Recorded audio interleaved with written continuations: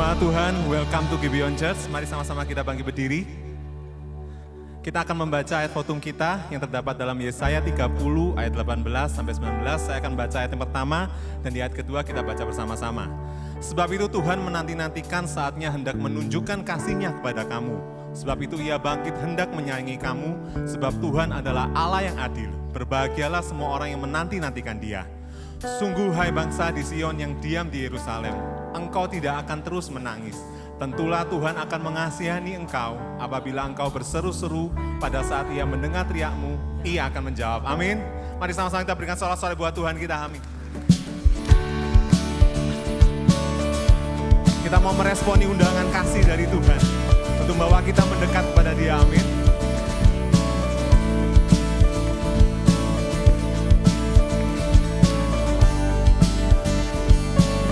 Kita mau berkata, ajarku berdiam dekat di hatimu. Di saat ku berpaling, temukan cintamu.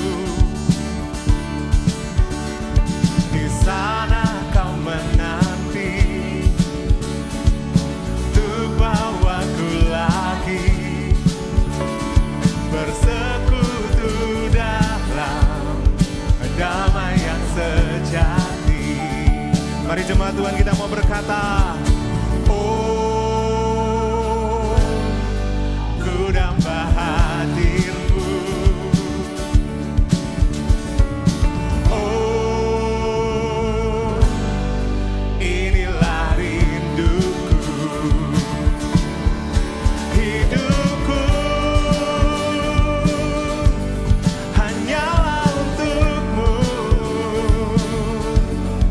segenap hatiku kagum akan kebaikanmu, dan nafasku menceritakan kasih-Mu.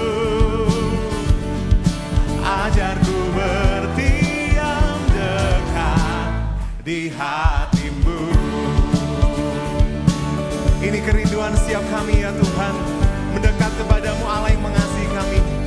Mari katakan, ajarku berdiam dekat di hatimu. Di saat ku berpaling, temukan cintamu. Semuanya kita berkata, di sana kau menanti, oh untuk bawaku lagi bersekutu dalam damai yang sejati. Yang merasakan kasih Tuhan, angkat tangan kita katakan, oh ku damba hadir-Mu.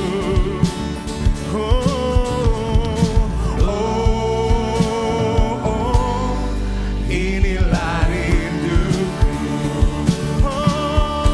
hidupku hanyalah untuk-Mu. Segenap hatiku kagum akan kebaikan-Mu. Nafasku oh menceritakan kasih-Mu. Ajarku berdiam dekat di hati. Boleh sambil kita bertepuk tangan tinggi yuk. Katakan, hidupku, hidupku hanyalah untuk-Mu. Segenap hatiku kami mengagumi kebaikan-Mu yang tidak pernah habis dalam hidup kami. Nafasku oh menceritakan kasih-Mu. Ajarku berdiam dekat di hatiku. Hidupku hanyalah untuk-Mu. Segenap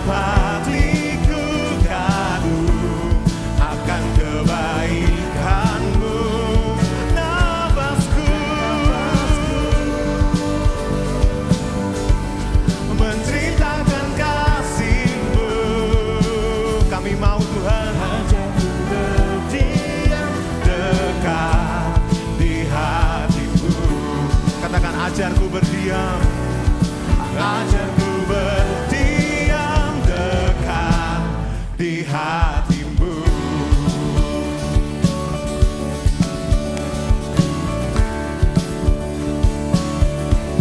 Sorak-sorak bagi Tuhan yang mengasihi kita, amin. Amin. Tuhan memberikan kita sukacita yang besar, amin. Kita menerima sukacita yang tidak bisa diambil oleh dunia. Karena Yesus Kristus telah menebus hidup kita. Mari naikkan suaramu. Greatest day in history, that is beaten, you have rescued me. Sing it out, Jesus is alive. Yeah. The empty cross, the empty grave, love eternal, you have won the day. Shout it out, Jesus is alive. He's alive. He's alive. Oh, happy day, happy day. You wash my sin away. Oh, happy day, happy day. I'll never be the same. Amen. Forever I am changed.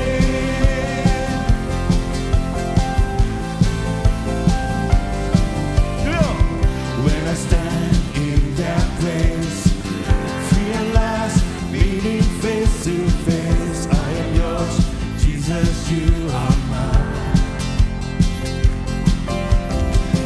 Endless joy, perfect peace, early pain, finally we'll see. Celebrate, Jesus is alive.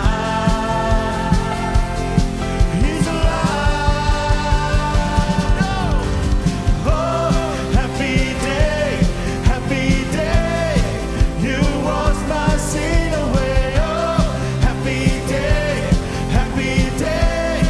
I'll never be the same. Oh, happy day, happy day. You wash my sin away. Oh, happy day, happy day. I'll never be the same. Oh, forever I am changed. Amen. Angkat suaramu. Oh, what a glorious day. What a glorious way that you have set me. Oh, what a glorious day. What a glorious name. Shabbat. Sing. Oh, happy day, happy day. Here we go. You wash my sin away. Oh, happy day, happy day. I'll never be the same. Oh, happy day, happy day. You wash my sin away. Oh, happy day, happy day. I'll never be the same. Oh, forever I am changed. Yeah. I'll never be the same. Come on. Oh, amen.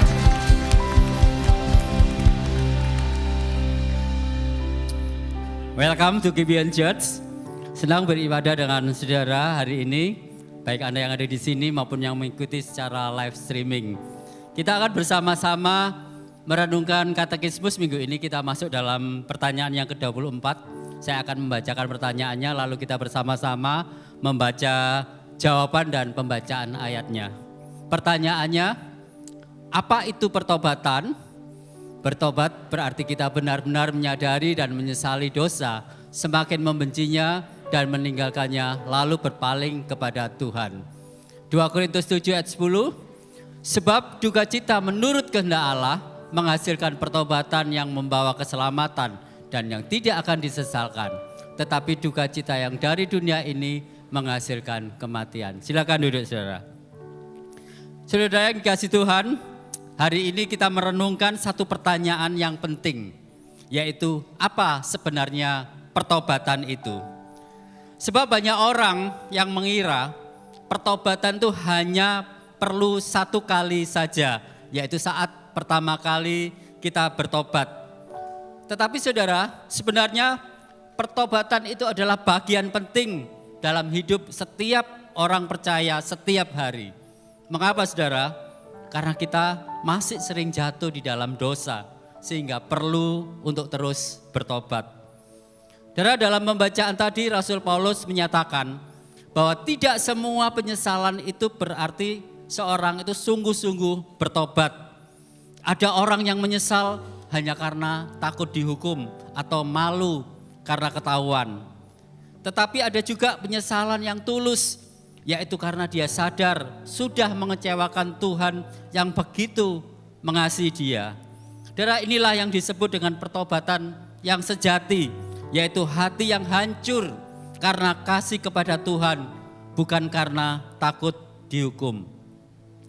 Tetapi agar kita sungguh-sungguh dapat bertobat, saudara, kita perlu bertanya dengan jujur, sebenarnya dari apa kita perlu bertobat? Apa yang menjadi akar dari dosa kita? Sebab pertobatan sejati bukan hanya tentang menyesal akibat dari dosa, tetapi juga menyentuh akar terdalam dari pemberontakan hati kita terhadap Allah. Lalu apa akar dari dosa itu, saudara? Saudara, dosa muncul ketika kita tidak lagi menempatkan Tuhan sebagai terutama dalam hidup kita. Dosa bukan hanya tentang perilaku yang salah, tetapi tentang kasih yang salah arah. Saudara, saat hati kita lebih mengutamakan hal lain, misalkan harta, kenyamanan, pengakuan orang lain, bahkan diri sendiri lebih daripada Allah, maka saat itulah kita sedang menyembah berhala. Saudara, firman Tuhan di dalam Keluaran 23 mengatakan, jangan ada padamu Allah lain di hadapanku. Saudara, inilah akar dosa, yaitu hati yang berpaling dari Allah dan mencari kepuasan dari hal-hal selain Dia. Sebab itu saudara, kita perlu datang dalam pertobatan kepadanya dengan hati yang hancur, bukan karena takut dihukum, tetapi karena kita sadar telah melukai kasih-Nya yang besar. Tetapi saudara, pertobatan bukan sekedar berhenti dari kesalahan. Saudara, dalam Alkitab, kata bertobat berasal dari kata metanoia, artinya perubahan pikiran dan arah hidup. Jadi, pertobatan sejati bukan hanya menjauh dari dosa, tetapi juga mendekat kepada Tuhan. Kita tidak hanya menolak hal yang salah, tetapi juga memilih hidup bagi Allah dan membiarkan Dia membentuk kita. Saudara, mungkin ada di antara kita yang bertanya, bukankah Yesus sudah mati menebus dosa kita? Mengapa kita harus bertobat lagi? Saudara, hidup kekristenan bukan hanya soal diselamatkan, tetapi tentang bertumbuh menjadi semakin serupa dengan Kristus. Dan inilah satu proses yang disebut pengudusan, yaitu proses di mana Roh Kudus terus bekerja di dalam hati kita untuk menyadarkan, mengoreksi dan memulihkan kita.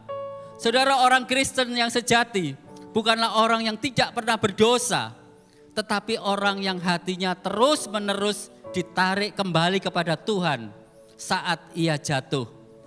Ia tidak nyaman tinggal di dalam dosa karena Roh Kudus bekerja di dalam hatinya. Charles Spurgeon pernah berkata, pertobatan itu sama pentingnya dengan iman bagi orang Kristen. Dan dosa yang kecil sekalipun akan terasa sangat besar bagi hati yang benar di hadapan Allah. Tetapi saudara, kita juga harus ingat bahwa pertobatan sejati tidak bisa dilepaskan dari salib Kristus. Salib menunjukkan betapa seriusnya dosa, sehingga Yesus harus mati menggantikan kita. Tetapi saudara, salib juga menunjukkan betapa besar kasih Allah, karena Yesus rela menanggung hukuman bagi kita. Saudara, John Stott mengatakan, sebelum kita melihat salib sebagai sesuatu yang dilakukan untuk kita juga harus sadar bahwa salib itu terjadi karena kita. Jadi saudara, pertobatan adalah tanggapan hati yang diubahkan oleh kasih karunia, bukan karena rasa takut, tetapi karena hati kita telah disentuh oleh kasih Allah.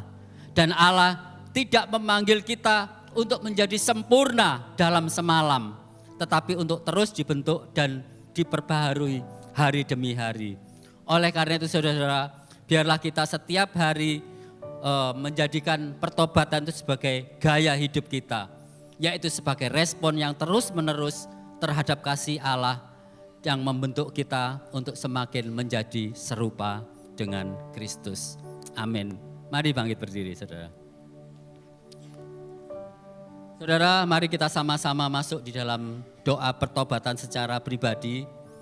Marilah kita datang kepada Tuhan dengan hati yang hancur, mengakui segala keperdosaan kita. Karena seringkali kita masih menyimpan begitu banyak berhala di dalam hati kita. Dan kiranya Roh Kudus memampukan kita untuk terus hidup di dalam pertobatan dan membawa hati kita kembali berpusat hanya kepada Kristus. Mari kita berdoa.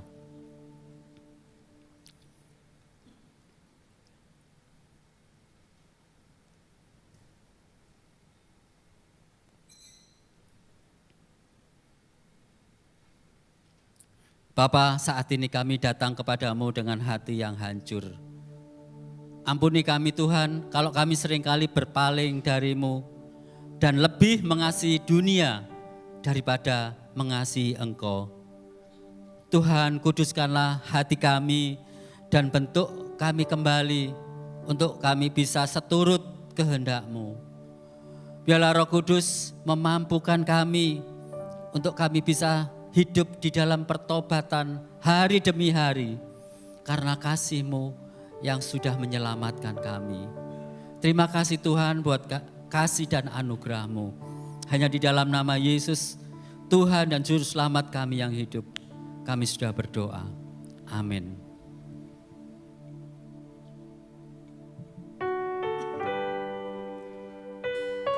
Kami sadar ya Tuhan, hanya kasih-Mu saja yang bisa membawa kami kembali padamu. Untuk kami diubahkan Tuhan, seturut yang Kau mau ya Bapa.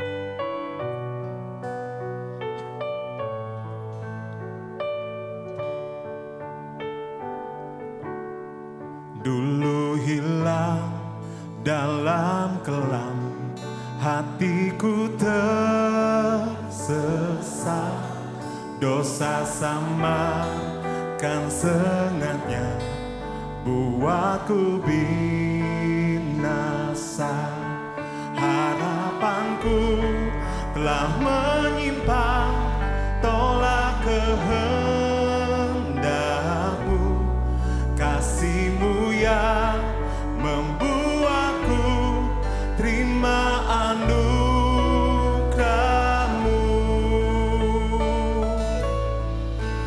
Haleluya, Kristus milikku. Haleluya, Yesus hidupku.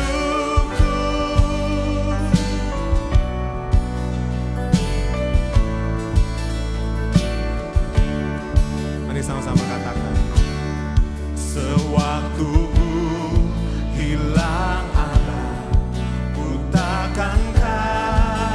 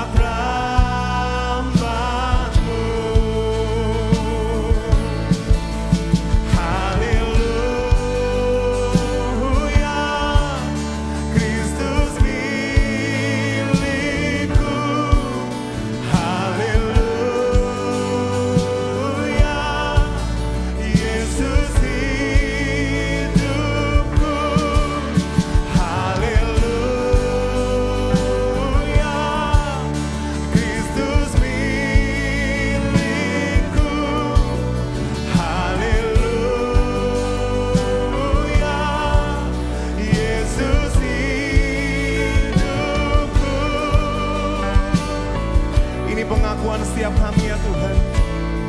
Kami milik-Mu Tuhan. Sekarang ku jadi milik-Mu dan hidup bagimu. Bila ku tak katakan itu karunia-Mu, bukan karena kami hebat ya Tuhan. Ada karunia-Mu yang menopang kami. Bapa, pakailah hidupku turut kehendak-Mu, biar ku memuji-Mu selalu, agungkan nama-Mu. Oh, haleluya, Kristus milikku. Haleluya, Yesus hidupku. Haleluya, oh, Kristus milikku. Haleluya, Yesus hidup. Angkat tangan kita, katakan haleluya. All I have is Christ. Hallelujah, Jesus is my life. Kami datang Tuhan dalam pengakuan kami. Kami mengucap syukur untuk kesetiaan-Mu dalam hidup kami. Hanya oleh karena rahmat-Mu Tuhan, Engkau menjadi milik kami, dan kami semua menjadi milik kepunyaan-Mu. Kami memuji kesetiaan-Mu Tuhan, Allah yang tidak pernah meninggalkan perbuatan tangan-Nya. Mari jemaat Tuhan, kita naikkan pujian ini bersama-sama. Angkat suaramu, angkat hatimu.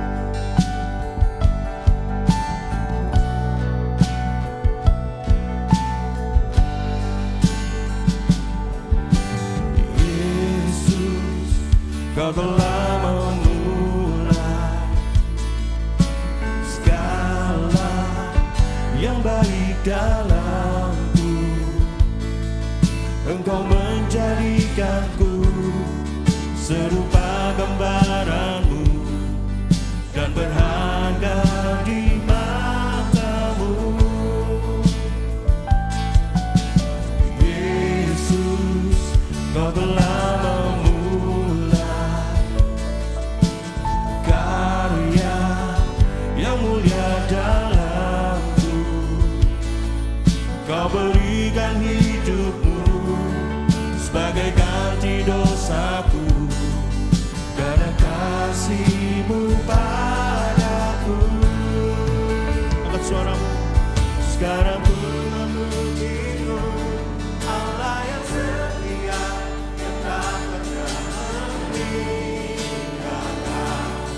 Berkuat tangan-Mu, sekarang ku menyembah-Mu, Allah yang mulia, sempurnakan setiap hidupku agar indah. Beri tepuk tangan sorak-sorai bagi Tuhan kita.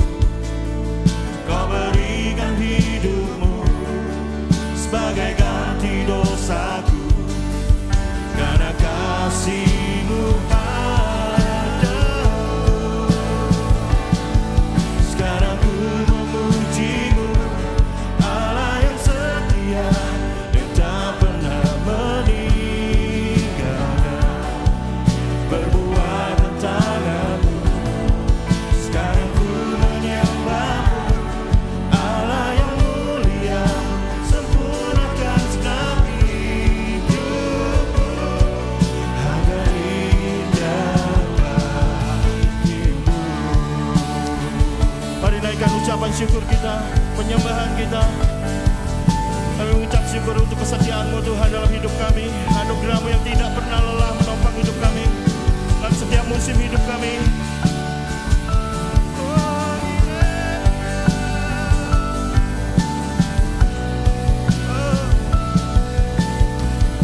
Mari jumpa Tuhan. Sekarang ku memuji-Mu, Allah yang setia, yang tak pernah meninggalkan perbuatan tangan-Mu. Sekarang ku menyembah-Mu, Allah yang mulia, sempurnakan segala hidupku agar indah bagimu.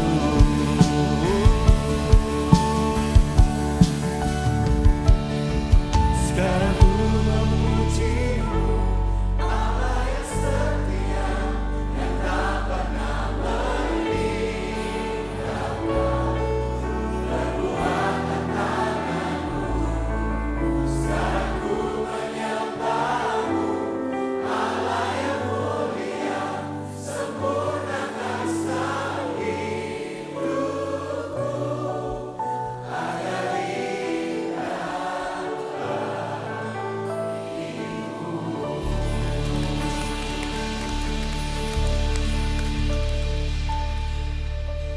Kami memuji kesetiaan-Mu Tuhan, kebaikan-Mu dalam hidup kami. Bila saat ini kami semua, jemaat-Mu Tuhan di tempat ini, berdiri di hadapan tata kasih karunia-Mu, itu bukan karena kehebatan kami, bukan daya upaya kami, bukan harta kekayaan kami, bukan pencapaian kami, tetapi semua hanya karena kasih karunia-Mu Tuhan. Dan di dalam kasih-Mu, dalam kesetiaan-Mu, kami menemukan ketenangan. Ketenangan yang tidak ditawarkan oleh dunia. Ketenangan yang tidak diberikan oleh dunia. Tetapi kekuatan, penghiburan, dan pengharapan yang pasti dalam karya penebusan Yesus Kristus bagi setiap hidup kami. Kami mengucap syukur Tuhan. Kami menaikkan rasa hormat, syukur, terima kasih kami di hadapan-Mu. Allah Roh Kudus, bantu kami dalam setiap pergumulan, dalam setiap dinamika hidup kami. Kami bisa melihat kesetiaan-Mu dalam terang Injil-Mu Tuhan. Dan kami percaya saat firman-Mu disampaikan, saat Injil-Mu diberitakan, itu menata ulang hati kami, menuntun iman kami kepada Sang Juru Selamat kami yang sejati, Yesus Kristus. Allah Roh Kudus, bantu kami untuk mendengar firman-Mu, bantu kami untuk merenungkan firman-Mu, dan bantu setiap kami untuk melakukan firman-Mu dalam kehidupan kami hari lepas hari, dan dipermuliakan nama-Mu ya Bapa atas ibadah kami. Dalam nama Yesus Kristus kami berdoa dan mengucap syukur. Amin. Jemaat Tuhan silakan duduk kembali. Tiba saatnya kita diberi kesempatan untuk memberikan persembahan. Anda dapat memberi dengan cara transfer ke rekening gereja yang kami cantumkan atau dengan scan QR Code melalui aplikasi-aplikasi yang ada di samping saya. Juga bisa melalui mesin edisi yang kami sediakan di area giving booth. Semua informasi yang dibutuhkan untuk memberi ada di kartu informasi Ways to Give di kursi masing-masing saat Anda datang. Kami juga menyediakan amplop yang dapat Anda pakai untuk memberi secara tunai, lalu dapat Anda masukkan ke dalam kotak persembahan yang tersedia di pintu keluar saat pulang nanti. Kita memberi bukan supaya diberkati, tapi kita memberi karena kita sudah diberkati. Sebelum memberi, mari kita sama-sama berdoa. Tuhan, kami mengucap syukur buat kasih dan anugerah-Mu yang terus menopang dan memelihara kami. Sebentar kami akan memberikan persembahan sebagai rasa ungkapan syukur kami atas kasih karunia-Mu yang sudah Engkau limpahkan dalam hidup kami. Biarlah persembahan ini dapat menjadi sarana untuk pemberitaan Injil-Mu melalui gereja-Mu yang ada di tempat ini. Kami mau memberi dengan hati yang penuh sukacita. Hanya di dalam nama Yesus kami sudah berdoa dan mengucap syukur. Amin. Selamat memberi. Hello Church, good to see you. Bersama saya Dita and this is Gibeon Weekly News.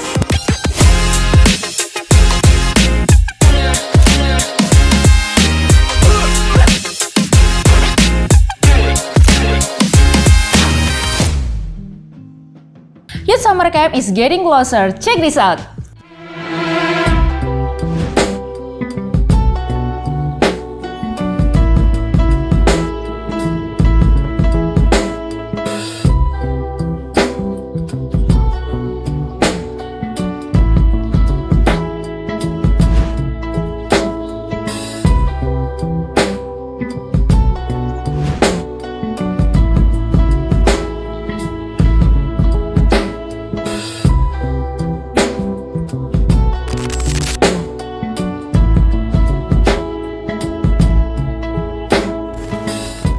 Bagi Anda, parents yang mendaftarkan anak Anda dalam Youth Summer Camp tahun ini, informasi ini untuk Anda. Pada hari Minggu, tanggal 6 Juli 2025 pukul 3 sore, gereja akan mengadakan pre-camp untuk para orang tua. Di acara ini, kami akan membagikan value dan juga tujuan summer camp serta briefing tentang hal-hal teknis yang akan terjadi selama camp berlangsung. So, pastikan Anda hadir. Rindu untuk mengenali lebih dalam tentang kekristenan? Kami telah menyiapkan berbagai buku pilihan seputar kekristenan yang dapat membantu Anda memahami dan juga memperdalam doktrin iman yang benar. Kunjungi booth buku yang tersedia di depan gereja setelah ibadah. Dan temukan bacaan yang bisa memperkaya perjalanan iman Anda. So, that's all for Gibeon Weekly News kali ini. Sebelum kita benar-benar menutup perjumpaan hari ini, kami ingin mengucapkan Happy Father's Day. Let's show some love and gratitude to all the super dads out there. And that's this one's for you. Enjoy the video we've prepared especially for you. Halo, aku Adel dari college. Dalam rangka Father's Day, aku mau challenge bapak-bapak buat kasih jokes terbaik mereka. Let's go! Nanti aku akan kasih rating buat setiap jokes terbaik yang mereka sampaikan. Kura-kura apa yang terkenal di Madura? Apa? Kurapan sapi. 4. Olahraga apa yang nggak bisa dilakukan di malam hari? Apa itu? Lari pagi. 5. Buah apa yang tidak sehat? Buah apa itu? Alpucat. 5. Gajah apa yang baik hati? Apa itu? Gak jahat. Tahu nggak kenapa dinosaurus itu punah? Kenapa? Karena dia udah nggak mampu bayar cicilan Jurassic Park.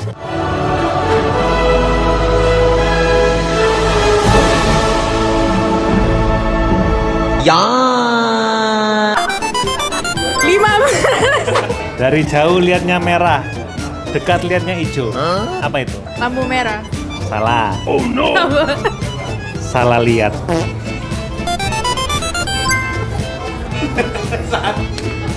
Kenapa kodok kalau melewati rel sepur lompat-lompat? Kenapa?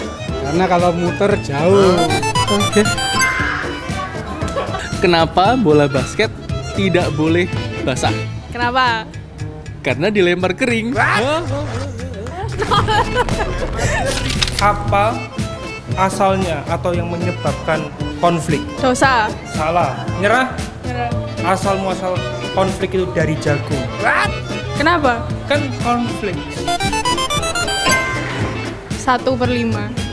Apa yang kalau dipotong jadi semakin tinggi? Apa? Celana. Gak lucu. Kaos kaki apa yang paling gede? Apa itu? Kaos kaki kakinya kaki gunung. 2/5. Hewan apa yang tidak bisa memberikan pendapat? Hewan apa? Semut. Minyak apa yang bisa membuat kita tertawa?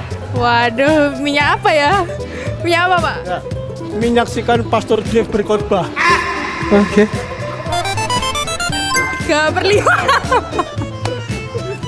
Ikan apa yang cowok semua? Ikan apa itu? Ikan mas.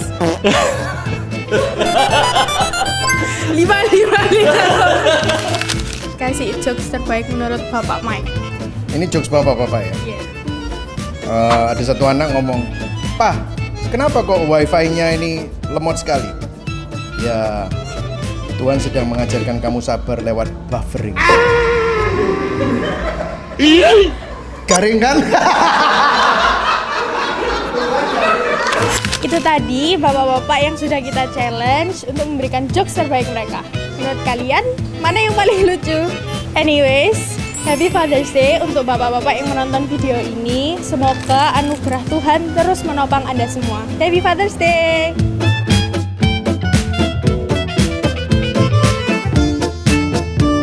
Apresiasi untuk tim kreatif, tim multimedia, dan teman-teman college. Sekali lagi Happy Father's Day ya. Wow, saya ingin welcome Anda yang baru pertama kali hadir dan Anda yang mungkin beribadah secara online. Welcome to Gibeon Church. Di sini bukan tempat untuk orang sempurna, tapi tempat di mana kita semua disempurnakan oleh kuasa Injil dan kasih karunia Tuhan Yesus Kristus. Amin. Ya, tadi jokes bapak-bapak ya, memang laki-laki tidak berbicara, tapi sedikit berbicara, garing. Ya saya harus tobat ini kelihatannya, minyak sih kan setiap khotbah. Waduh, ya saya berjanji kali ini nggak ada jokesnya ya saudara, semoga nggak keperucut ya saudara ya. Oke, hari ini kita begitu spesial karena kita memperingati Father's Day. Berapa banyak di sini seorang ayah, boleh lambaikan tangan. Wah, berikan apresiasi, berikan tepuk tangan buat para ayah di tempat ini. Dalam Alkitab, sosok seorang ayah itu merupakan panggilan yang luar biasa ya. Seorang ayah itu dipanggil sebagai imam, pelindung, pemimpin dan teladan di dalam keluarga. Bahkan Efesus 6 ayat 4 dicatat demikian. Dan kamu bapak-bapak janganlah bangkitkan amarah di dalam hati anak-anakmu, tetapi didiklah mereka dalam ajaran dan nasihat Tuhan. Jadi melalui momen ini kita diajak untuk merenungkan betapa berharganya panggilan sebagai seorang ayah. Seorang ayah bertanggung jawab untuk membangun generasi yang takut akan Tuhan. Tetapi seorang ayah juga dipanggil untuk mengasihi istri seperti Kristus mengasihi jemaat. Wow, luar biasa, ini bukan tugas yang mudah. Oleh karena itu saya undang dengan hormat para ayah di tempat ini, bangkit berdiri, kita sama-sama dukung doa di dalam perjalanan seorang ayah ini menavigasi keluarga. Ya saudara, waduh, tepuk tangan buat para ayah, luar biasa. Kita berdoa ya buat para ayah di tempat ini ya. Tuhan, kami menyerahkan di dalam tangan-Mu setiap ayah di tempat ini. Setiap kami yang Kau percaya memiliki panggilan sebagai seorang papa Tuhan. Mampukan kami untuk kami menjadi pemimpin yang baik, menjadi imam, menjadi pelindung di dalam keluarga. Bentuklah hati setiap kami Tuhan, hati setiap ayah di tempat ini Tuhan, supaya memiliki hati Kristus yang mencerminkan kasih Kristus di dalam rumah tangga, di dalam keluarga. Teguhkan setiap ayah di tempat ini Tuhan. Berikan pengharapan yang sejati, pengharapan yang bukan berakar dari kekuatan mereka sendiri, tetapi melainkan berdasarkan karya Kristus yang sudah sempurna di kayu salib itu. Ajarkanlah setiap kami, para ayah Tuhan, supaya kami boleh menegur dengan kebenaran, mengampuni dengan kasih karunia, sebagaimana Engkau telah mengampuni kami terlebih dahulu. Biarlah Tuhan perjalanan kami sebagai ayah Kau tegurkan, biar kami tidak mengandalkan kekuatan kami sendiri, tapi kami benar-benar bergantung kepada anugerah-Mu. Terima kasih Tuhan, pakai kami sebagai alat bagi kerajaan-Mu. Kami berdoa di dalam nama Tuhan Yesus yang percaya, sama-sama katakan amin. Berikan tepuk tangan yang paling meriah. Wow, Happy Father's Day ya saudara. Saya juga ingin mengumumkan untuk summer camp.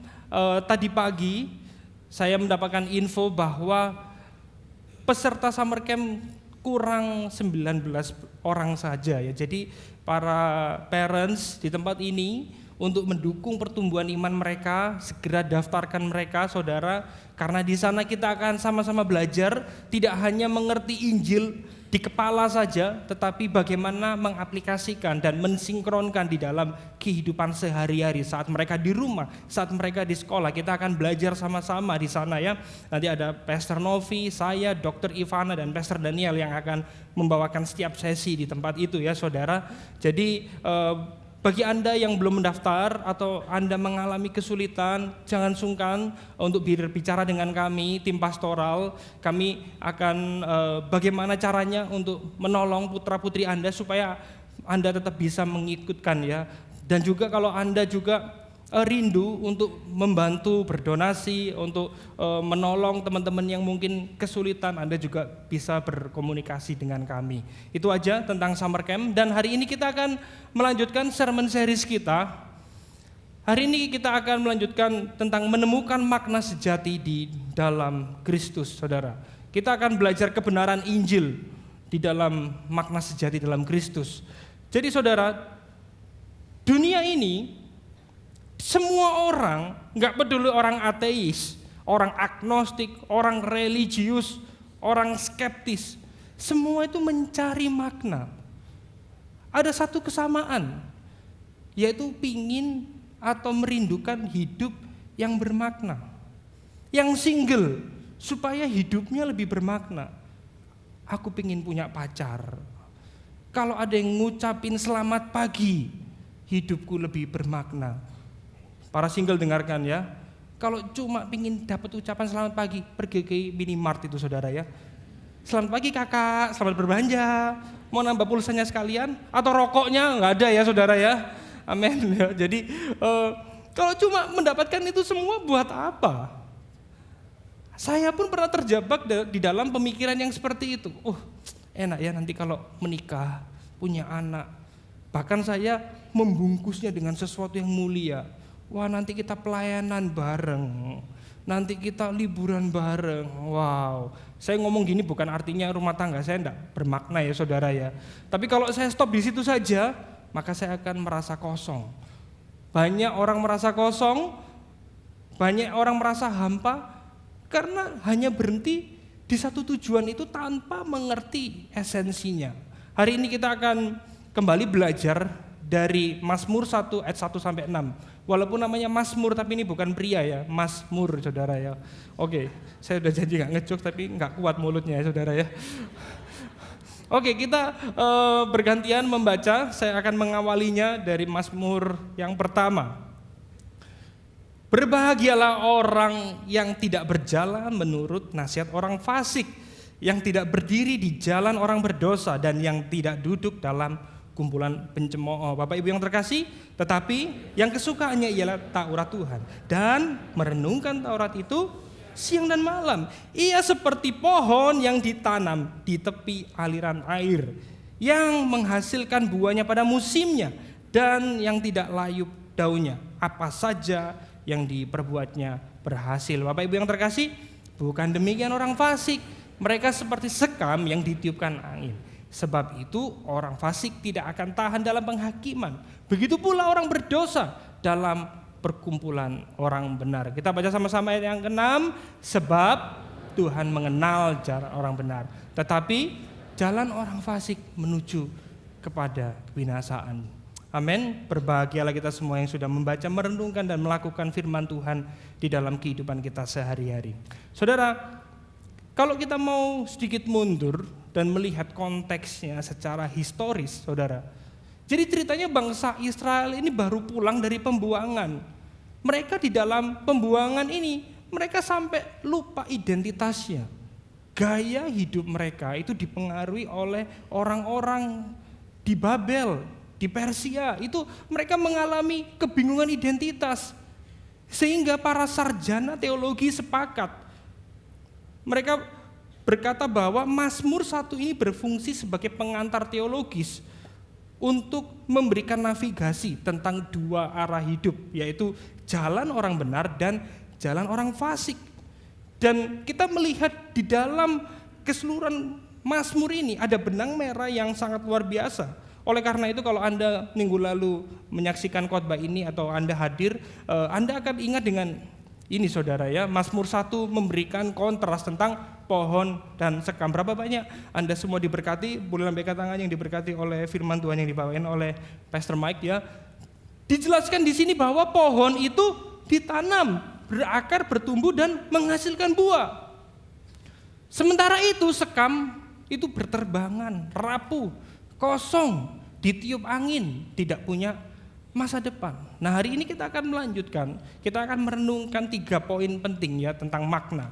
Yang pertama, bagaimana meninggalkan nasihat orang fasik. Dan yang kedua, memahami makna sejati dalam pengenalan akan firman.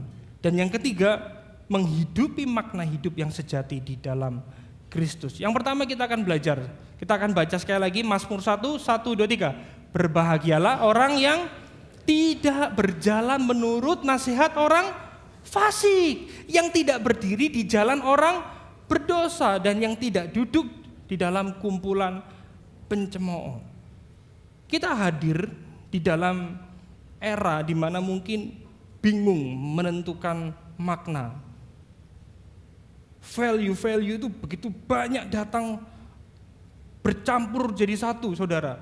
Ya, ada unsur Tuhan, ada unsur kata-kata mutiara, filosofi dunia, belum lagi ambisi diri.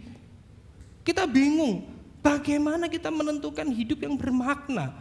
Bagaimana kita bisa hidup mengerti makna yang sejati? Supaya kita tidak bingung, saudara. Saya sedikit memberikan tabel ini dan gambaran supaya kita bisa memilah, saudara. Pandangan orang fasik itu seperti ini loh, saudara. Kebenaran itu relatif. Pernah dengar, saudara? Gak ada yang benar lah. Semua orang kan punya cara untuk menafsirkan. Jangan kamu kira teologimu paling betul. Semua relatif. Wah, ini relativisme, saudara. Gak usah sok paling benar. Yang penting kita gak merugikan orang lain. Kita gak ganggu orang. Padahal firman Tuhan tuh ngomong, kebenaran itu absolut hanya di dalam firman Tuhan. Ada amin? Kemudian dunia bilang, orang fasik bilang, identitas ditentukan sendiri. Percuma kamu Injil, gospel center, ngerti teologi, lek kamu melarat juga dipandang orang. Percuma sekarang tuh yang penting kamu sukses, yang penting banyak duit, itu identitasmu. Wah, sering kan dengar kayak gitu. Saya menjumpai banyak ungkapan-ungkapan itu di luar sana. Kalau kamu sukses nanti kamu dihormati, kamu dihargai orang. Akhirnya kesuksesan itu menjadi identitas kita. Padahal firman Tuhan mengatakan apa? Identitas kita diterima dari Kristus. Bukan tentang apa yang kita lakukan, tetapi apa yang Kristus telah lakukan. Pandangan orang fasik demikian juga. Bebas tanpa aturan. Kamu hidup sekali cuy, nikmati. Mumpung masih muda gitu ya. Muda foya-foya, tua kaya raya, mati masuk surga, karepmu dewe ya. Keliru, saudara. Banyak orang ngomongnya bebas, tapi justru terikat dengan 1-2 hal. Kecanduan, pornografi, narkoba, atau apapun itu. Kalau bisa saya sebutkan banyak sekali. Firman Tuhan ngomong bebas di dalam kebenaran firman. Justru hukum kasih karunia itu yang membebaskan kita. Kemudian emosi adalah kompas moral. Pandangan orang fasik. Lakukan apa yang kamu bisa sekarang. Lakukan yang menjadi isi hatimu. Kalau kamu nggak mood, ya udah nggak usah dilakukan. Makanya banyak orang itu hidupnya di-drive oleh emosi, mager, nggak mood ngapa-ngapain. Malas ketemu orang kumpul-kumpul. Bahasanya Gen Z sekarang, social batteryku habis. Jadi aku pingin di rumah aja gitu ya. Pingin cuma scroll handphone ya. Padahal firman Tuhan bilang, pandangan orang benar, firman ini adalah kompas kehidupan. Banyak orang kalau di-drive sama emosi, akhirnya jadi orang itu maunya sendiri. Nggak mau diatur. Lebih dikuasai sama mood daripada kebenaran. Hari ini kita mau belajar bagaimana iman Kristen melihat ini. Atau gini, semua jalan sama, yang penting berbuat baik, banyakin amal, banyakin nolong orang, banyakin nyumbang. Di situ Tuhan itu pasti membawa kepada jalan keselamatan. Gak usah fanatik jadi orang Kristen, santai aja. Gak usah ke gereja, gak usah CG-CG-an, streaming cukup. Nah, ini keliru saudara. Iman Kristen ngomongin keselamatan hanya melalui Kristus. Amin. Keselamatan hanya melalui Yesus Kristus. Tidak bisa, tidak ada jalan lain untuk kita menerima keselamatan hanya di dalam Kristus. Ini loh saudara, antara jalan orang fasik dan iman Kristen. Kita tahu sekarang. Tapi faktanya ini loh saudara. Seringkali, lagi-lagi, kita gagal menemukan makna yang sejati. Karena kita punya kecenderungan pakai cara pandang orang fasik dalam menjalani hidup. Mungkin pengetahuan kita iman Kristen, tapi waktu praktek di lapangan, ya, waktu kita kembali di marketplace, di kerjaan kita pakai cara orang fasik. Kita pakai filosofi dunia. Bahkan kita sering, kalau kamu pengen bermakna, hidupku jadi lebih bermakna jika aku titik. Apa titik ini? Anda yang tahu. Tapi mungkin saya bantu berikan contoh saudara. Firman ini bukan hanya untuk menegur Anda, tapi firman ini sekali lagi sudah menegur saya terlebih dahulu. Ini titik-titiknya saudara ya. Hidupku menjadi bermakna jika aku masuk kampus favorit, dianggap hebat, KPI sempurna, berpendidikan tinggi, menyumbang, diakui, road trip, itu mimpi saya saudara ya. Nyetir dari Sabang sampai Merauke itu. Hidupku jadi lebih bermakna kalau penuh petualangan. Atau mungkin gini, kelihatannya baik, berbakti pada orang tua. Loh, berbakti pada orang tua baik. Tapi banyak akhirnya kita itu berbakti pada orang tua itu mendapatkan pengakuan dari orang tua, bukan memuliakan Tuhan. Jadi ini bukan tentang hal yang baik atau buruk, tapi kalau motivasinya salah, kita menjadi merasa bermakna. Ketika ini terpenuhi, itulah yang dinamakan nasihat orang fasik. Kalau hidupku stabil, baru aku bermakna. Kalau aku punya rumah, baru aku bermakna. Aku nggak mau jadi kontraktor. Kontraktor maksudnya bukan kontraktor beneran, cuma pindah-pindah kontrak gitu ya saudara ya. Wah, banyak orang yang berpikir seperti itu. Sehingga mengalami kekosongan. Karena apa saudara?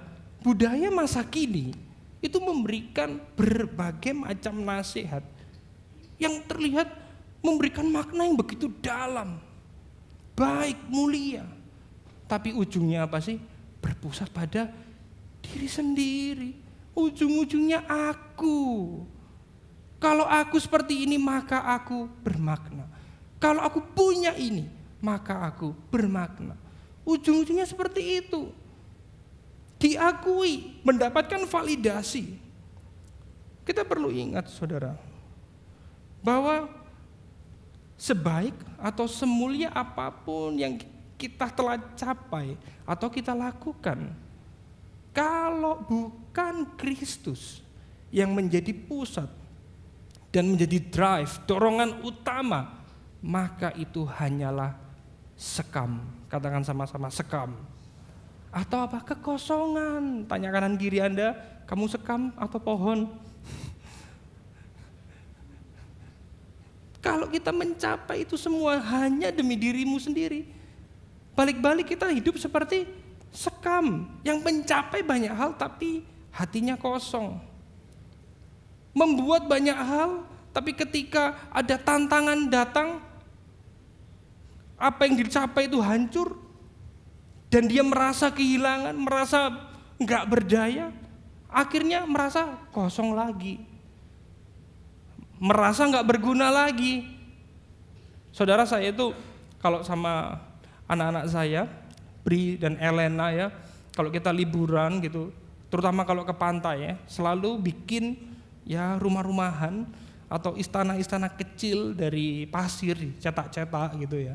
Tapi namanya main di pantai saudara. Waktu ombak itu datang, usaha apapun yang saya lakukan saya mau merebahkan seluruh badan saya di pantai itu. Kalau air itu begitu deras, ombak itu begitu besar menghantam, apapun yang saya lakukan nggak guna. Dan akhirnya rumah-rumah kecil itu atau istana-istana kecil itu hancur. Demikian pula kita berusaha mencapai semua hal, kita melakukan ini itu yang kelihatannya nobel, mulia, tapi ketika kita menaruhnya pada hal yang salah, ombak kehidupan datang, sakit penyakit, penderitaan, pergumulan, kegagalan. Kalau itu datang di hidup kita akan merasa hancur juga. Istana-istana kecil itu menjadi hancur kalau kita menaruh kepada hal yang keliru, saudara. Saya yakin khotbah ini bukan khotbah yang sulit dimengerti. Saya yakin ini adalah khotbah yang begitu mudah. Tetapi saudara, ini sulit dilakukan. Kita pun bergumul akan hal itu, saudara. Oleh karena itu kita melihat di sini juga Mazmur 1 ayat 4 dikatakan, bukan demikian orang fasik, mereka seperti sekam yang ditiupkan angin. Minggu lalu kita sudah belajar tentang hal ini juga. Sekam ini terlihat sama aja dengan biji gandum yang lain. Tapi ini limbah, gak bisa dimakan, gak ada akarnya, gak ada kehidupan. Berterbangan kemana-mana. Hidupnya gak berguna, kosong. Itulah yang dinamakan orang fasik. Tidak mengenal Tuhan, menaruh identitasnya kepada hal-hal yang fana. Oleh karena itu saudara, kita perlu menganalisa hati kita. Semua orang ingin hidup bermakna. Tetapi seringkali banyak orang menaruh kepada tempat yang salah, berakar kepada tempat yang salah. Oleh karena itu kita harus menganalisa hati kita. Kita perlu untuk mencari tahu di dalam hati kita ini loh, kenapa kok aku merasa bermakna ketika aku mencapai seperti itu. Kalau kita sudah mengerti tentang konsep ini, mungkin kita akan lebih mudah, tetapi bukan berarti kita sudah lulus akan hal ini. Aku menjadi bermakna itu karena apa? Aku ingin mendapatkan kekuasaan, supaya aku diterima oleh orang lain, supaya hidupku nyaman, supaya aku bisa mengontrol keadaan. Ini seringkali menjadi dasar di dalam hati kita yang tidak terungkap. Dan hari ini saya mengajak Anda untuk sama-sama merenung. Kita berhenti sejenak. Kenapa kok saya itu menjadi merasa bermakna? Jangan-jangan ada 4 akar, ada berhala di dalam hati kita. Kita ingin ngontrol keadaan, kita ingin hidup nyaman, kita ingin diterima, divalidasi, kita ingin menguasai sesuatu, dianggap hebat. Ini menjadi perenungan bagi kita semua. Sekali lagi saya mengatakan, di dalam mengerti Injil, kita mungkin sudah paham. Tetapi saat menghidupinya, kita semua bisa jadi seorang pemula. Kita terus belajar menghidupi Injil selama hidup kita. Gak ada yang graduation di dalam menghidupi Injil, kecuali nanti kita pulang, kita kembali kepada Tuhan, kita akan mengalami perfected sanctification di sana. Tapi bukan berarti kita yang masih hidup, kita ya sudahlah, Tuhan berdaulat, Tuhan memegang kendali, nanti Tuhan yang akan menyempurnakan. Ini fatalis, saudara. Kita mau untuk terus mengoreksi hati kita. Kita mau terus bertobat. Tadi katekismusnya, bertobat ini bukan karena menyesal, bukan karena ketahuan, tetapi kerinduan, kesadaran bahwa Allah sudah mengasihi kita. Maka ketika saya bertobat, ketika saya mau berproses, saya belajar untuk serupa Kristus. Karena Kristus sudah memberikan jaminan keselamatan, memberikan hidup yang kekal. Maka saya mau diserupakan. Semakin hari semakin serupa Kristus. Dunia tidak akan mendapatkan, dunia tidak akan memberikan perasaan bermakna kecuali kita menemukan kasih Kristus. Oleh karena itu, Agustin pernah berkata demikian, saudara. Engkau telah menciptakan kami untukmu ya Tuhan. Dan hati kami gelisah sampai beristirahat dalam Engkau. Artinya seperti ini, saudara. Kita mau mencapai apapun, kita mau melakukan apapun, tapi kalau kita tidak mengalami perjumpaan dengan kasih Kristus, kita hidup hanya untuk kepentingan kita sendiri, maka ujung-ujungnya adalah kekosongan. Kita hidup seperti sekam. Hati manusia itu begitu resah, selalu mencari makna, dan itu hanya bisa ditemukan di dalam kasih Kristus.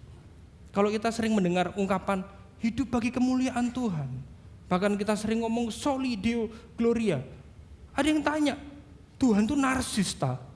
Kok butuh kemuliaan? Kok kita harus hidup untuk kemuliaan Tuhan?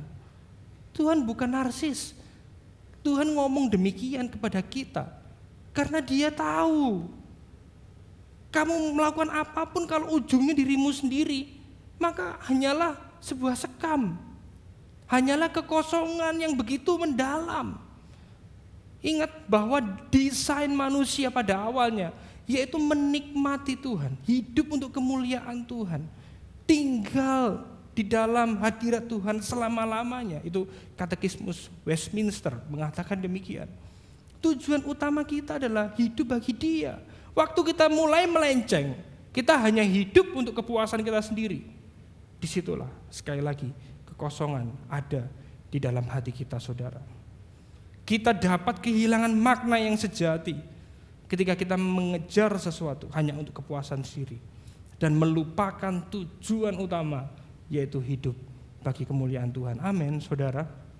Tanpa pengenalan akan Tuhan, kita akan merasa kosong, punya segalanya, tapi tetap merasa hampa. Berapa banyak filantropis atau seorang yang membagi-bagikan hartanya sudah melakukan ini semua, tapi hidupnya kosong dan ujungnya mengakhiri hidup bunuh diri karena tidak menemukan makna. Dipikir melakukan itu maka hidupnya akan bernilai, dipikir melakukan ini maka hidupnya akan menjadi berarti, padahal yang di ujung sana hanyalah kekosongan. Tidak ada Kristus di dalam apapun yang dia lakukan. Hari ini saya mengajak Anda untuk kita mengenal Kristus, mengenal firman-Nya. Kekosongan hati itu tidak dapat diatasi dengan mengerjakan sesuatu yang terlihat bermakna, tetapi hanya bisa diisi dengan mengenal Kristus. Bilangkan kiri Anda, kenal Kristus, kenal Kristus, kenal Kristus. Belum semua ini, ayo. Kenal Kristus. Gak akan nemuin jawaban kalau kita gak kenal Kristus, saudara. Dunia ini dorong kita melakukan hal-hal yang mulia, tapi faktanya kosong. Kalau saya ingin tanya kepada Anda semua tempat ini, hari ini, saat ini, hal apa yang membuat kita merasa bermakna? Sebagai pertanyaan reflektif pada hari ini. Nasihat siapa yang mempengaruhi setiap keputusan kita?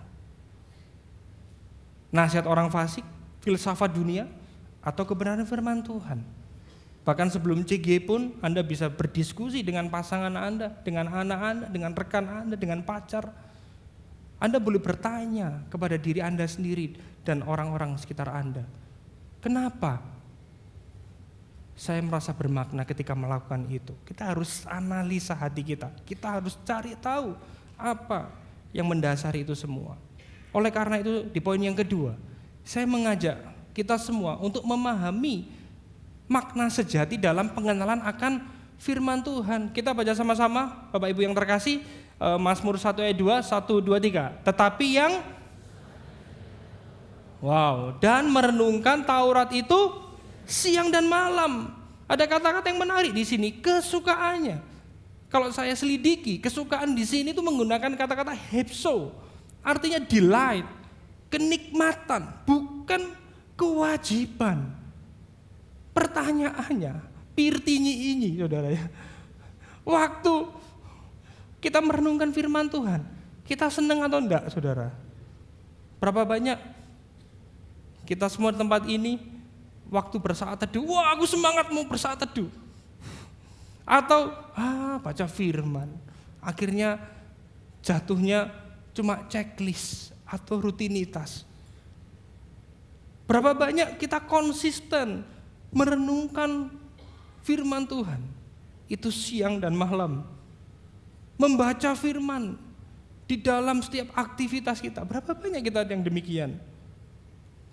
Mungkin kita semua gagal, bahkan seringkali ketika kita melakukan itu kita mengejar berkat-berkat ya saudara. Ada yang ngejar supaya Tuhan memberkati saya. Wah ini keliru saudara. Kita harus bertobat. Kita perlu bertumbuh di dalam firman Tuhan. Firman Tuhan itu perlu untuk kita renungkan. Dan firman Tuhan itu harus menjadi kesenangan kita. Kalaupun kita merasa terbebani, kalau kita merasa, aduh checklist lagi, ada ungkapan yang menarik ya dari C.D. Greer. Dia mengatakan demikian. Pendekatan orang berinjil dalam membaca Alkitab berarti perlu mendisiplin diri untuk membaca Alkitab sekalipun kita tidak menginginkannya, sambil bertobat kepada Allah karena kita ternyata tidak mengasihinya sepenuh hati, dan kembali menyelaraskan pikiran kita bahwa Allah tetap menerima kita yang sudah ada dalam Kristus. Seringkali memang kita nggak pingin, tapi di lain sisi kita harus terus melakukannya sambil bertobat dan minta ampun, Tuhan aku mau melakukannya, ini baik, aku nggak mau dikuasai oleh emosi, tapi di lain sisi aku bertobat karena aku nggak menginginkannya, tapi aku mau melakukannya. Mintalah kepada Roh Kudus, berikan kerinduan, berikan sukacita untuk mengerti firman-Mu, untuk terus membaca Alkitab, berdoa. Kami nggak bosan-bosan mengatakan ini saudara, karena ini adalah dasar kita di dalam kita itu menjalani kehidupan kita sebagai orang percaya. Disiplin rohani ini adalah sarana untuk kita berelasi dan semakin mengenal Tuhan. Ini adalah sarana anugerah. Katakan sama-sama, sarana anugerah. Sarana anugerah supaya kita tuh punya hikmat, kita punya kekuatan, kita bisa membedakan mana ajaran orang fasik dan firman Tuhan. Kalau kita tidak pernah baca Alkitab, bagaimana kita bisa membedakan? Gak heran kadang pikiran kita itu campur-campur saudara. Kita gak bisa membedakan mana yang prinsip Alkitabiah, mana yang filosofi dunia, mana yang ambisi pribadi, mana yang suara Roh Kudus. Bingung. Makanya waktu kita baca firman Tuhan, Roh Kudus mengingatkan kita waktu kita mengalami pergumulan, dan kita kembali mengerti makna sejati di dalam Kristus, di dalam kebenaran firman Tuhan. Bahkan Yesaya 40 mencatat demikian saudara. Tetapi orang-orang yang menanti-nantikan Tuhan mendapat kekuatan baru. Mereka seumpama raja wali yang naik terbang dengan kekuatan sayapnya. Mereka berlari dan tidak menjadi lesu. Mereka berjalan dan tidak menjadi lelah. Yaitu mereka yang selalu berelasi dengan Tuhan. Tapi ingat sekali lagi, saya ingin menekankan kepada Anda semua, disiplin rohani itu bukan cara untuk membuka tingkap-tingkap langit, saudara. Amin. Bukan supaya Anda dapat berkat materi, bukan supaya Tuhan mencurahkan berkatnya, bukan supaya menikmati properti 100 kali lipat. Kalau ada mobil yang bagus, kamu puter tumpang tangan, puter 7 kali. Kayak tembok Yeriko, mobilnya rontok ternyata saudara. Enggak kayak gitu saudara. Banyak orang akhirnya itu berdoa karena pengen berkat materi. Saya berdoa itu tidak terjadi di antara kita semua, karena kita udah ngerti Injil. Tapi di lain sisi, waktu kita melakukannya bukan karena legalis, bukan rutinitas, atau ekstrimnya, nggak usah lah, Tuhan kan baik. Jadi nggak usah saat teduh, nggak usah baca firman. Ingat saudara, relasi dengan Tuhan, pengenalan akan Tuhan, nggak cukup ketika Anda cuma datang di hari Minggu seperti ini. Nggak cukup. Secara pribadi Anda harus membaca firman Tuhan. Firman Tuhan itu bukan nasihat baik, tapi kabar baik. Sama-sama katakan kabar baik. Semua orang bisa memberikan nasihat baik, tapi kebenaran firman itu adalah kabar baik. Kenapa kita perlu merenungkan firman Tuhan setiap waktu? Karena ini loh saudara, relasi dengan Tuhan itu harusnya menjadi kebutuhan dan bagian hidup kita sebagai orang percaya. Ini perlu, saudara. Orang berinjil melakukannya bukan karena dipaksa. Orang berinjil menyadari kasih karunia Allah. Supaya orang berinjil terus menyadari kasih karunia Allah, maka harus diingatkan setiap hari, yaitu melalui baca firman dan berdoa. Ada sarana anugerah yang lain, yaitu komunitas rohani. Tapi ayat ini secara spesifik untuk pribadi, bagaimana kita mengenal Tuhan, bagaimana kita menikmati relasi dengan Tuhan. Dan yang menarik di Mazmur 1 ayat yang kedua ini, yang bagian B ya. Dan merenungkan Taurat itu siang dan malam. Apakah cuma siang aja sama malam aja, pagi sore enggak? Bukan saudara ya. Ini ngomongin siang dan malam ini mewakili waktu yang terang dan waktu gelap. Artinya sepanjang hari. Katakan sama-sama sepanjang hari. Sepanjang hari kita perlu merenungkan firman. Saat kita nyetir, saat kita ngantor, saat kita berstudi, saat kita berelasi, saat kita ngobrol, saat apapun yang kita lakukan, kita harus merenungkan firman Tuhan itu, saudara. Menarik di sini kalau ada kata-kata merenungkan, itu pakai kata-kata YG ya. Itu mengingat, mengulang, memikirkan kebenaran firman. Bahkan menggunakan kata-kata mengunyah. Kenapa kok mengunyah? Maksudnya mengunyah ini bukan cuma mengunyah, memamah biah, saudara ya. Tahu hewan yang memamah biah itu apa? Ada yang tahu? Sapi, saudara ya. Di tempat saya tinggal itu daerah di Istana, Wiyong gitu. Nah itu ada sapi masuk rumah saya kadang ya. Depan rumah saya sampai saya mau parkir mobil kadang nggak bisa itu. Ada sapi. Nah kalau diperhatikan sapi itu pagi itu makan rumput. Kraus-kraus gitu ya. Habis gitu siangnya itu dilepeh lagi. Dilepeh lagi, habis itu dimasukin lagi. Dilepeh lagi dimasukin. Sampai nutrisi itu terserap dengan baik. Itu sistem digestnya mereka, sistem pencernaan mereka. Dan uniknya firman Tuhan itu mengatakan demikian. Artinya apa? Kalau ada firman, itu nggak cuma lewat doang. Kalau ada hal-hal yang kita nggak ngerti, kita cari tahu, kita berhenti sejenak, kita berusaha mengkonekkan dengan kehidupan kita. Bagaimana firman Tuhan ini mengkalibrasi, bagaimana firman Tuhan ini menegur, menguatkan saya. Kalau ada sesuatu yang sulit, bisa tanya para pastoral di Connect Booth sana, saudara ya. Ada Pastor Nathan, Pastor Eric yang akan membantu menjawab. Kalau Anda punya care group, diskusi di dalam care group Anda. Bagaimana firman Tuhan ini kita bisa mengerti dan kita bisa nikmati setiap hari, saudara. Kita perlu mengunyah firman Tuhan.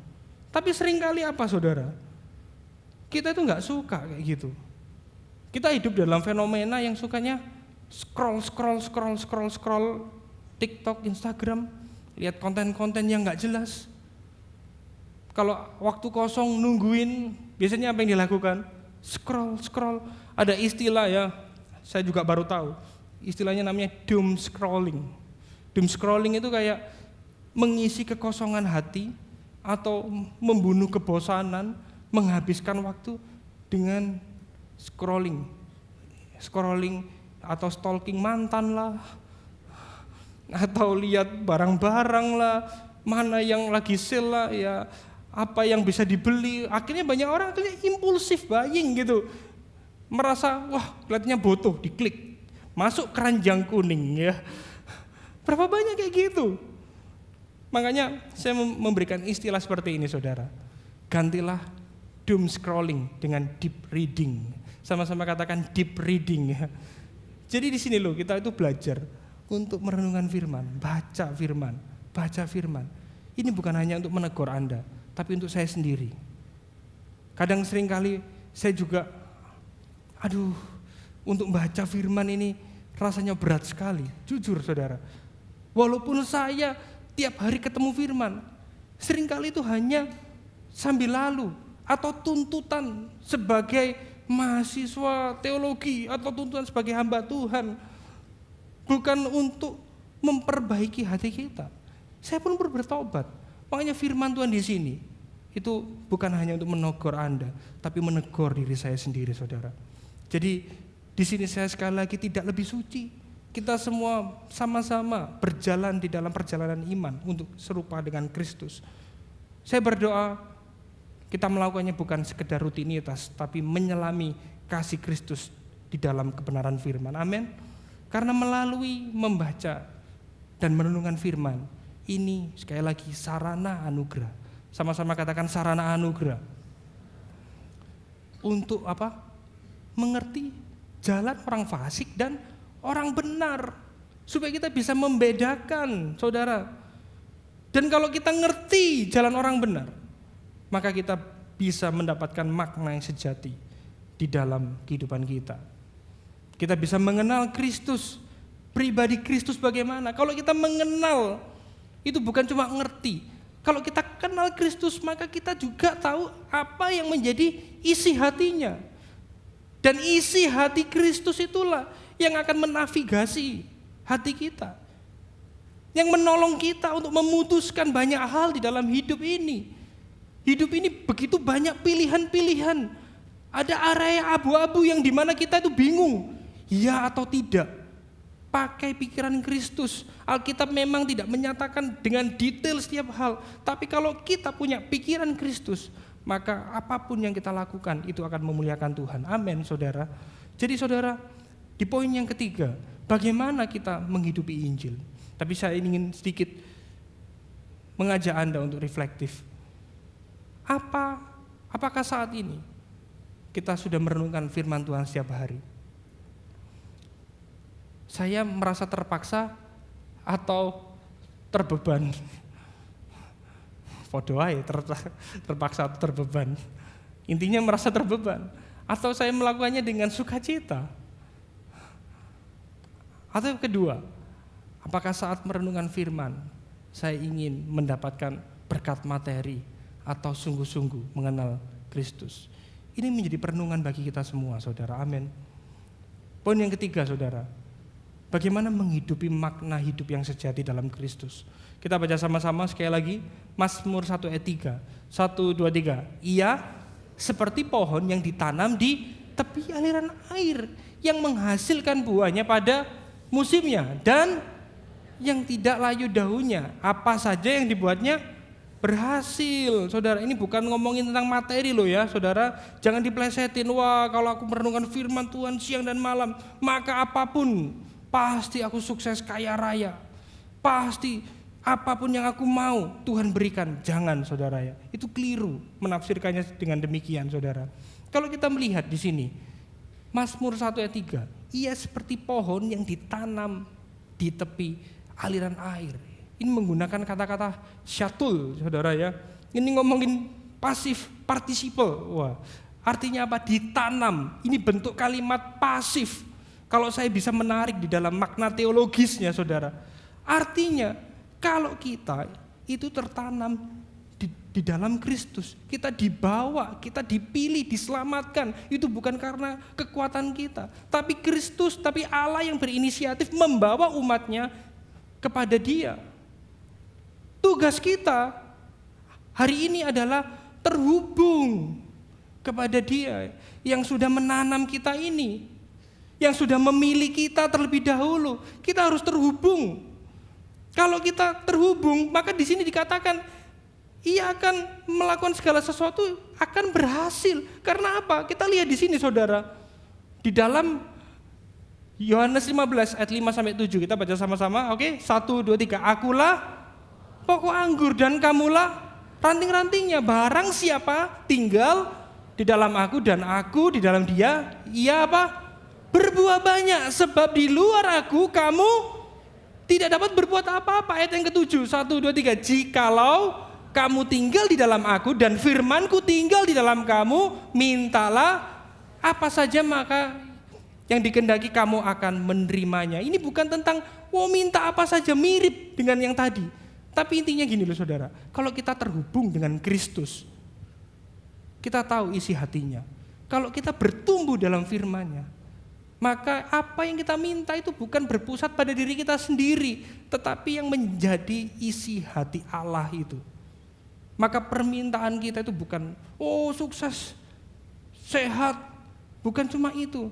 Tetapi mungkin ya, permintaan kita akan berubah seperti ini. Doa Anda akan berubah. Ini bukan mungkin, tapi pasti. Tuhan, buatlah aku semakin sabar. Tuhan, buatlah aku punya kejujuran yang tinggi. Biarlah hidupku serupa dengan Kristus, tuntun langkahku. Kalau doanya kayak gitu, yaitu doa yang akan dikabulkan. Makanya mintalah apa saja yang kamu kehendaki dan kamu akan menerimanya. Karena apa? Selaras dengan isi hati Tuhan. Jadi jangan ditafsirkan akan mendapatkan kesuksesan atau berkat materi. Itu yang keliru. Makanya saudara, cara menjalani kehidupan yang bermakna bukan hanya melakukan sesuatu yang terlihat baik atau mulia, tetapi terhubung dengan kebenaran sejati. Amin. Bukan banyaknya hal yang kita lakukan, tetapi pertanyaannya, apakah kita terhubung dengan pribadi Allah itu sendiri, saudara?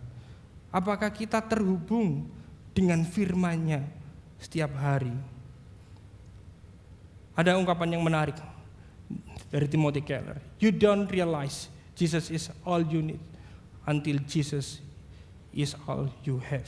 Yang artinya, kalau saya boleh parafrase ya, Anda tidak akan melihat Yesus satu-satunya sampai Anda melihat makna yang sejati hanya di dalam Kristus. Apa yang Anda miliki itu hanyalah Kristus, saudara. Jadi makna sejati, sekali lagi, bukan melakukan hal lebih banyak, tapi tentang berdiam dan berakar di dalam pribadi Kristus. Amin. Katakan sama-sama, berdiam dan berakar. Ini loh makna sejati. Bukan tentang bagaimana kita melakukan ini dan itu. Enggak salah. Tapi yang paling penting adalah berdiam dan berakar. Sehingga melalui kebenaran firman Tuhan pada hari ini, kalau yang di poin pertama, hidupku menjadi bermakna kalau aku ... Waktu hari ini kita mendengar kebenaran Injil, kita berdiam di dalam Kristus. Kalimatnya harusnya berubah setelah Anda pulang nanti. Saya tidak harus mencapai atau memiliki ... untuk menjadi bermakna. Karena dalam Kristus saya memiliki makna hidup yang sejati. Amin. Kalau dulu aku bermakna kalau ... Saat ini orang yang berinjil, saya tidak harus mencapai ... untuk jadi bermakna. Soalnya Kristus yang menjadi pusat kehidupan kita. Amin. Ini semua baik, tapi ini bukan makna kita. Amin. Masuk kampus favorit, KPI sempurna, pendidikan tinggi, baik. Menghormati orang tua, jadi bos, karyawan yang baik, menyumbang tempat ibadah, baik. Tapi ini bukan arti hidup kita bermakna. Bukan artinya kalau kita melakukan ini hidup kita jadi berarti. Tapi karena Kristus. Sama-sama katakan karena Kristus. Amin. Kristuslah yang menjadi makna kita. Saat Kristus menjadi pusat seluruh hidup kita, maka semua yang kita lakukan itu memiliki makna. Sekalipun itu hal yang seringkali dianggap kecil oleh dunia. Cuci piring memiliki makna enggak? Memiliki makna dalam rumah tangga. Sebagai suami, bantuin istri untuk ganti popok. Itu memiliki makna, saudara. Jadi jangan anggap sepele yang seperti itu. Membersihkan, nyapu, menolong keluarga, hal-hal kecil, nemenin anak belajar, waktu kuliah, waktu sekolah, ketika kita melakukannya dengan baik, dan menjadikan Kristus pusat di dalam kehidupan kita, itulah kehidupan yang bermakna. Kehidupan bermakna bukan tentang apa yang kita lakukan, besarnya, dampaknya, kontribusi, tetapi hal sekecil apapun. Kalau Kristus yang menjadi pusat hidup kita, maka hidup kita bermakna. Itulah arti makna sejati di dalam Kristus, saudara. Pertanyaannya, apa saya sudah benar-benar terhubung dengan Kristus, sang pohon kehidupan itu sendiri? Apakah kita melakukan segala sesuatu hanya untuk kepuasan kita? Hanya untuk pencapaian kita? Kalau itu menjadi kepuasan kita, sekali lagi hidup kita akan seperti sekam, kosong, punya apa-apa tapi tetap hampa. Punya ini dan itu, mencapai ini dan itu, tetapi merasa tidak berarti dan tidak berguna. Kalau kita perhatikan di sini, saudara, di Mazmur 1 ayat 6, sebab Tuhan mengenal jalan orang benar, tetapi jalan orang fasik menuju kepada kebinasaan. Kalau kita mau merenungkan sekali lagi, siapa sih jalan orang benar di sini, saudara? Siapa orang yang benar? Poin pertama, kalau saya boleh flashback, berapa banyak pola pikir kita bukan seperti orang benar, tapi orang fasik. Kedua, poin nomor 2, berapa banyak kita merenungkan firman Tuhan setiap waktu? Kesukaan kita dalam membaca firman, kalau mau jujur, kita mungkin malas, saudara. Jelas, ini bukan kita. Lalu siapa pribadi yang selalu berkata tidak pada nasihat dunia? Pribadi yang menyukai hukum-hukum Tuhan dan tidak pernah lelah merenungkan Taurat Tuhan siang dan malam. Kita melihat di sini Yesus adalah penggenapan gambaran orang benar di dalam Mazmur 1 ini, saudara. Kita semua gagal menjadi orang benar. Yesus adalah satu-satunya orang benar. Dia yang senang hukum Tuhan. Dia tidak hanya menaatinya, tetapi dia menyukai firman-Nya dan menyukai firman Tuhan siang dan malam. Waktu dia digoda oleh iblis, apa yang Yesus katakan adalah firman. Dia memperkatakan firman, bukan nasihat dunia. Apa yang membuat Yesus jalan di kayu salib itu adalah firman, ketaatannya kepada firman. Yesus adalah satu-satunya pribadi yang benar. Hidup Yesus dipenuhi dan dikuasai sepenuhnya oleh kebenaran firman. Tanpa ditebus Kristus, saudara, kita semua adalah orang-orang fasik. Kita adalah orang-orang yang layak dihukum. Seperti di dalam Mazmur 1 ayat 6 tadi. Mazmur 1 ini mengundang kita untuk kita mengenal Tuhan secara pribadi. Untuk hidup terkoneksi dengan Tuhan. Dan Mazmur 1 ini digenapi di dalam Yohanes 4 ayat 14. Dikatakan seperti ini, kita baca sama-sama, saudara. Tetapi barang siapa minum air yang kuberikan kepadanya, ia tidak akan haus untuk selama-lamanya. Sebaliknya, air yang kuberikan kepadanya akan menjadi mata air di dalam dirinya, yang terus-menerus memancar sampai kepada hidup yang kekal. Ada hubungan secara metaforis bahwa pohon yang ditanam di tepi aliran air itu dia akan berbuah lebat. Yesus di dalam perjanjian baru mengatakan, kalau aku ini adalah air hidup. Kalau kamu terkoneksi, kalau kamu minum air yang kuberikan itu, maka akan ada sukacita yang memancar. Kamu dapat berbuah lebat sampai kepada kekekalan. Kalau saya boleh memberikan sebuah tabel di sini, Mazmur 1 ini ngomongin tentang pohon yang ditanam di tepi aliran air. Di dalam Yohanes 4 ayat 14, hidup yang memancar terus dan digenapi di dalam Yesus yang adalah sumber air kehidupan yang sejati. Di Mazmur 1 ayat 3, berbuah pada tepat waktunya. Tapi dalam Yohanes 4 ayat 14, hidup kekal yang terus mengalir hidupnya bermakna dan berbuah untuk kekekalan. Mazmur 1, tidak layu daunnya, tidak haus lama-lamanya di dalam Yohanes 4. Karena apa? Jiwa kita dipuaskan oleh kasih Kristus dan anugerah Kristus. Amin. Berikan sorak-sorai yang paling meriah buat Tuhan kita, saudara. Yesus adalah penggenapan orang benar di dalam Mazmur 1, saudara. Sehingga kita tahu hari ini makna sejati hidup bukan ditemukan dalam pencapaian diri, tetapi dalam relasi dengan Kristus, Sang air hidup. Saya undang Anda untuk bangkit berdiri, saudara.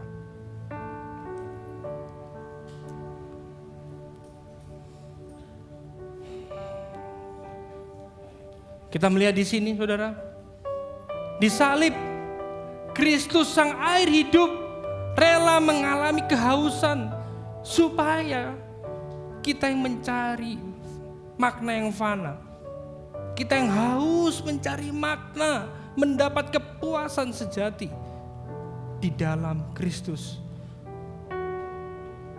Kristus disalib, Dia Sang Firman hidup, rela taat menanggung hukuman seperti orang fasik, supaya kita yang dahulunya adalah orang fasik dapat dibenarkan di dalam Dia. Amin, saudara. Ini adalah kabar baik, saudara. Kita baca implikasi Injil pada hari ini. Orang yang berinjil tidak mendengarkan nasihat orang fasik yang senang mengajar makna hidup untuk mencari pencapaian yang sementara. Orang yang berinjil merenungkan kebenaran firman dengan sukacita, karena di dalam firman-Nya kita dapat mengenal Kristus.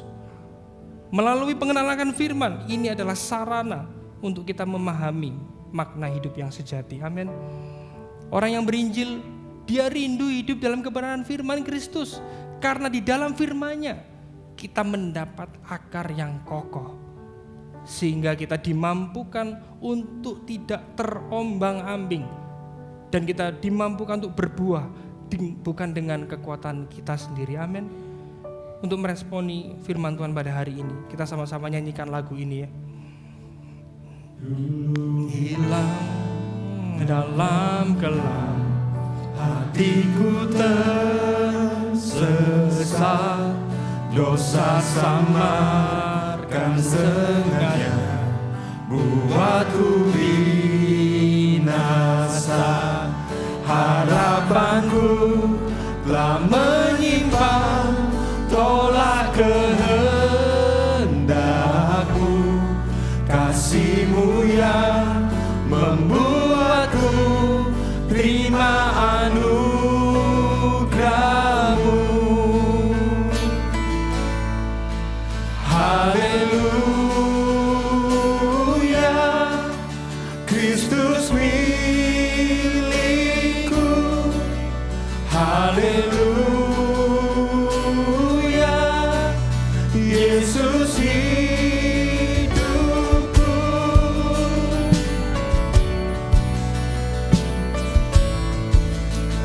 Mari kita katakan sama-sama.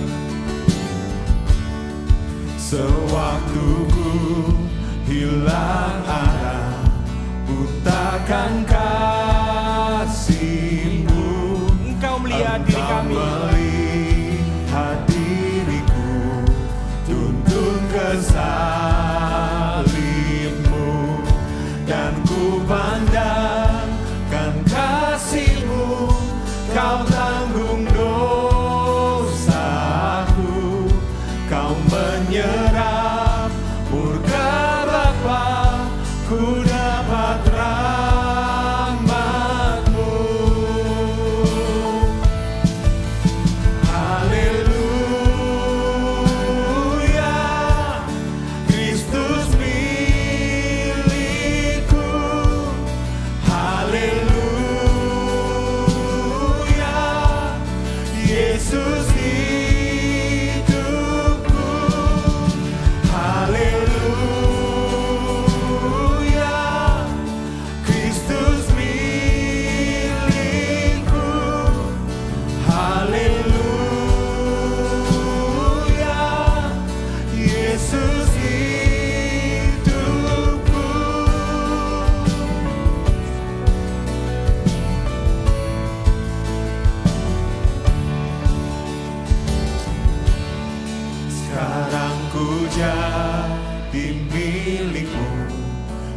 hidup bagimu bila ku taat dan teguh. Itu anugerahmu Tuhan. Amin. Bapa, pakailah hidupku seturut kehendakmu, biar ku memujimu selalu, agungkan namamu. Haleluya, Kristus milikku. Haleluya, Yesus hidupku. Katakan sama-sama. Haleluya, Kristus milikku. Haleluya, Yesus hidupku. Haleluya, all I have is Christ. Haleluya, Jesus is my life. Tenangkan hati kita sejenak.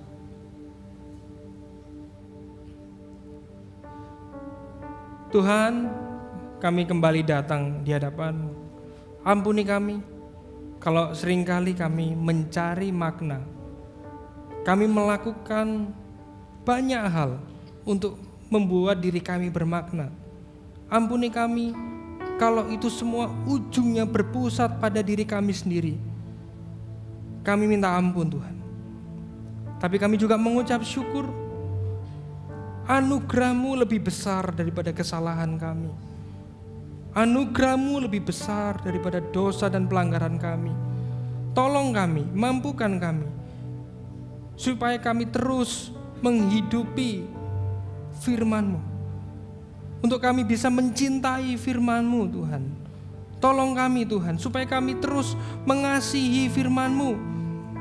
Seringkali kami lelah, kami malas. Justru kami sering mendengarkan nasihat orang fasik. Tetapi biarlah berita Injil pada hari ini menyegarkan kami, menegur kami, menguatkan kami, bahwa di dalam Engkau kami memiliki makna hidup yang sejati. Tolong pakai hidup kami. Kami serahkan seluruh hidup kami di dalam tangan-Mu. Biar sukacita kami, perasaan berarti kami bukan pada pencapaian kami, tetapi Kristus yang sudah mengasihi kami terlebih dahulu. Terima kasih buat anugerah-Mu Tuhan. Hamba-Mu juga berdoa mungkin di antara kami yang mengalami pergumulan, mereka yang mengalami tantangan atau masalah, mungkin secara finance, mungkin di dalam relasi, mungkin di dalam kesehatan. Ingatkan kami bahwa kami memiliki Allah yang tidak pernah meninggalkan kami Tuhan. Dalam pergumulan apapun yang kami alami, kami mendapatkan kekuatan. Karena kami ingat masalah kami terbesar yaitu dosa. Sudah Engkau selesaikan di kayu salib itu. Biar hati kami, mata kami terus memandang karya salib yang sudah selesai itu. Karena di dalam salib-Mu kami beroleh pengharapan yang sejati Tuhan. Biar mata kami terus tertuju padamu ya Tuhan. Terima kasih buat anugerah-Mu yang begitu besar. Jemaat Kristus yang dikasihi, mari kita arahkan hati dan tangan kita kepada Kristus yang sudah menyelamatkan, memelihara dan menopang kita. Tuhan memberkati-Mu dan melindungi-Mu. Tuhan menyinari engkau dengan wajah-Nya dan memberi engkau kasih karunia. Tuhan menghadapkan wajah-Nya kepadamu dan memberimu damai sejahtera yang melampaui segala akal. Kiranya Allah Bapa senantiasa memakaimu sebagai sarana anugerah untuk menceritakan kasih Allah bagi orang-orang yang belum mengenal Kristus. Kiranya Kristus sang anak domba Allah, sang air hidup, sang firman hidup, senantiasa terpancar di dalam setiap apapun yang kami lakukan. Dipersaksikanlah Kristus di dalam setiap tutur katamu, bahkan di dalam tawa dan tangismu. Dan kiranya Allah Roh Kudus menuntunmu untuk menghidupi Injil dan menuntunmu untuk menemukan makna sejati hidup di dalam Kristus. Biarlah kita menjadi saksi-saksi Kristus dimanapun engkau berada. Ingatlah bahwa engkau memiliki Allah yang tidak pernah meninggalkanmu sendiri. Dia adalah Allah yang senantiasa memegang erat tanganmu. Apapun yang kau lakukan dibuatnya berhasil, bukan untuk kepentingan dan kepuasanmu, tetapi supaya mempermuliakan Allah Tritunggal Maha Kudus. Dan jemaat yang dikasihi Kristus, terimalah cinta kasih yang sempurna, persekutuan yang manis dari Allah Bapa, Putra dan Roh Kudus yang menyertaimu mulai saat ini sampai selama-lamanya. Dan setiap kita yang percaya sama-sama katakan amin. Happy Sunday and God bless you.